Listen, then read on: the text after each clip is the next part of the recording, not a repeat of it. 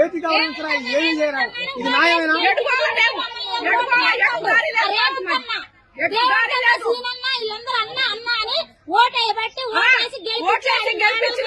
మిద్దెల మీద కూర్చోబెడితే పరిస్థితి తీసుకొచ్చారు మమ్మల్ని. మాకు ఇప్పుడు కష్టపడి కట్టుకున్నాం ట్యాంక్ కాడి నుంచి 2 గుట్టలు సన్న ఇప్పుడు ఇది 3వ సారి మేము కట్టుకోవటం. 2 నెలల నుంచి పనులు లేకోకుండా ఏం లేకోకుండా ఈయన సాయం చేస్తాడని ఈయనకి డబ్బులు లేకుండా ఓటెత్తి అన్యాయం చేసి ఎవరికేసారమ్మా? రేవంత్ రెడ్డి గెలవాలనే రూపాయి లేకోకుండా గెలిపించినాం. ఈ ఒక్కసారి ఆయన కొంచెం సాయం చేస్తాడని. కరెంటు సంవత్సరం నుంచి లేదు, నీళ్లు లేవు, నిప్పులు లేవు, కడుపుతా ఉన్న పిల్లలు అన్ని. నెల నుంచి పోలీసు వాళ్ళు వచ్చినా కూడా ఒకరోజు తిని ఒకరోజు తినకుండా ఉన్నాం సార్. ఏది గౌరవించరా ఏమి చేయరా ఇది న్యాయమేనా?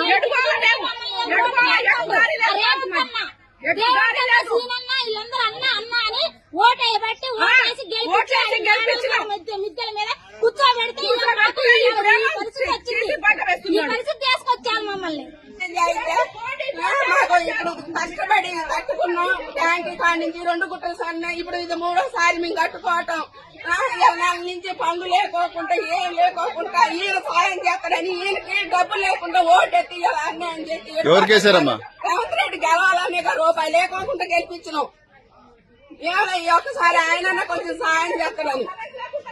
కరెంటు సంవత్సరం నుంచి లేదు, నీళ్లు లేవు, నిప్పులు లేవు, కడుపుతా ఉన్న పిల్లలు అన్ని. నెల నుంచి పోలీసు వాళ్ళు వచ్చినా కూడా ఒకరోజు తిని ఒకరోజు తినకుండా ఉన్నాం సార్. ఏది గౌరవించరా ఏమి చేయరా ఇది న్యాయమేనా?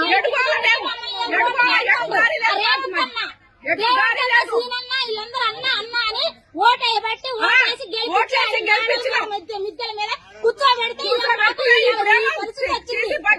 పరిస్థితి తీసుకొచ్చారు మమ్మల్ని.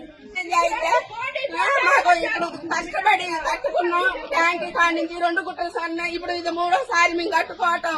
2 నెలల నుంచి పనులు లేకోకుండా ఏం లేకోకుండా ఈయన సాయం చేస్తాడని ఈయనకి డబ్బులు లేకుండా ఓటెత్తి అన్యాయం చేసి ఎవరికేసారమ్మా?